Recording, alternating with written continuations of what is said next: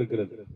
இயேசுவை வேண்டாம் என்று வெறுத்த அநேகர் இன்றைக்கு இயேசு கிறிஸ்துவின் பிள்ளைகளாக மாறி இருக்கிறார்கள்.